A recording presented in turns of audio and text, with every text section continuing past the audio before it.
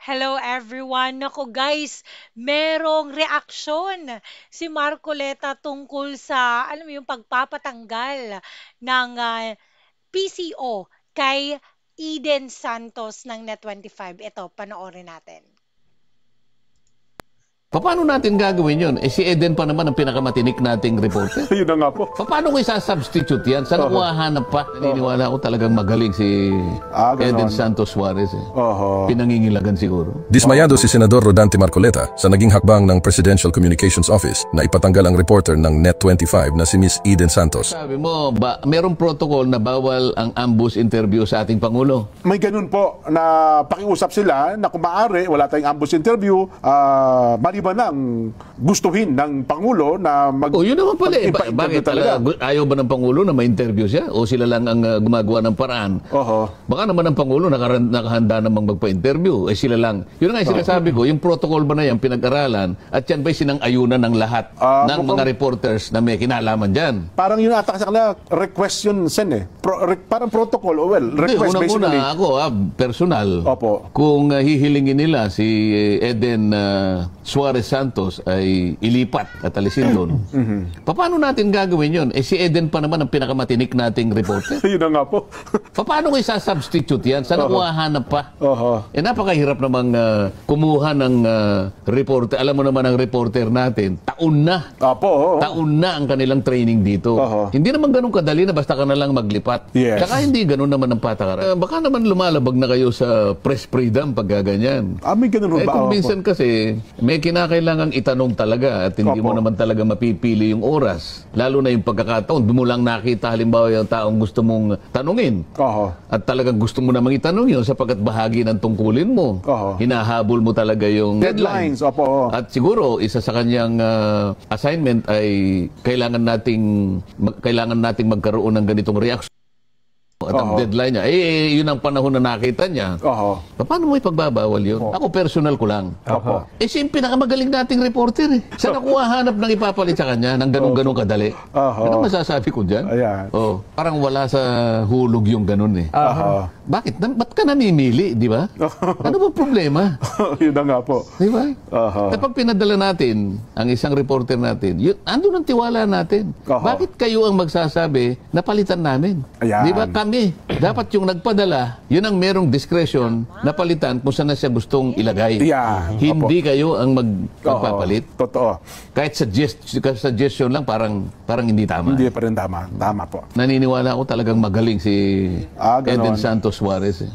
Pinangingilagan siguro. Di ba? So, ngayon guys, ito pala dapat yung ginagawa ng PCO, no? Kasi talaga guys, ito galing kay Tunying guys. Si Tunying parang isang loyalista yata to ng Marcos eh. Pakinggan natin. Alam niyo ba ang kanilang sinasabi sa sulat na ito, mga kababayan? Kundi ba naman ng aano to eh. Gusto nila tanggalin. Ang gusto nila tanggalin itong ng Net25 si Eden Santos bilang reporter na naka-assign sa Malacanang. Ano ba itong taong to? Saan ba niya napulot yung ganong klase ng kapangyarihan? Tama. O sakop pa ba? Alam ba nila na hindi nasakop ng kanilang kapangyarihan niya? Yan sinasabi po nila, meron daw pong violation ng protocol. Ito pong si Eden Santos sa pagkukover sa Pangulo. At meron nga daw pong pangyayari na nilapitan daw po ni Eden Suarez si Pangulong Bongbong Marcos na labag daw po sa protocol. At hindi lang daw po minsan, 2 beses pa yata na nilapitan ni Eden ang Pangulo. Nung po bang ang Pangulo naging witness sa pag-destroy sa mga illegal drugs ng PDEA. Sumakit ang ulo ko. Alam mo, Mr. Kabatbat. Tama. Kabatbat nga ba ang pangalan nitong taong na to? Kabatbat, Alam mo, Mr. Kabatbat. Ayan. Ay, kilala ko to. Naalala na kita. Na-cover. Baka nakasama kita. Tama, Errol Kabatbat.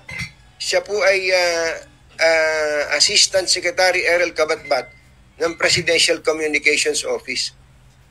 Alam mo, pare ko, kung meron ka mang dapat nasitahin, kung bawal palang makalapit sa Pangulo ang reporter, kung meron ka mang dapat sitahin, ang Presidential Security Group. Tama.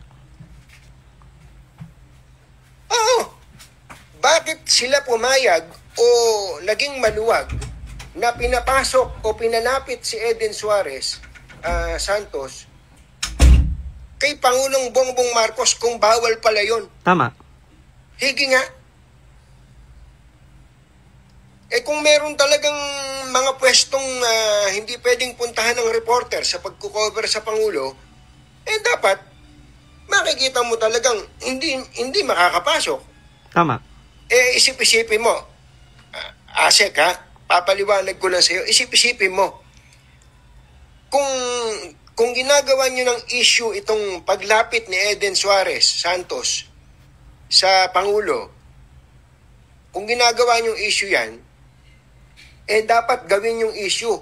Ganun ba kaluwag ang pagbabantay ng PSG Tama. kay Pangulong Bongbong Marcos? Pati si Katunying stress na eh. Katunying, that's reality, Katunying. Buti naman, pinupuna mo na ang nasa loob.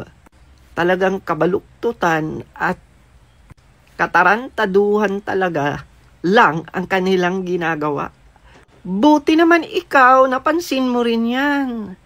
Yan ang magandang isang loyalista. Diba? Hindi bulag. Nag-observe. Pinapansin niya. Grabe, loyalista pala yan si Loyalista pala yan si Katunying. Dapat marinig to. Dapat marinig talaga to ng PCO. Yun dapat hinihigpitan nyo yung mga security nyo, hindi yung, kasi ganyan talaga yung reporter, guys. Simula pa naman doon, di ba? Ganyan talaga yung reporter, trabaho ng reporter. Gusto talaga nilang makakuha ng, alam mo yung mga live interviews, mga ganun.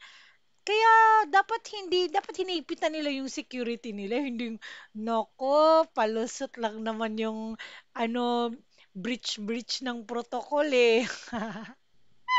Kasi nakakuha ng live si Eden Santos, ayaw nila yung si Eden Santos lang.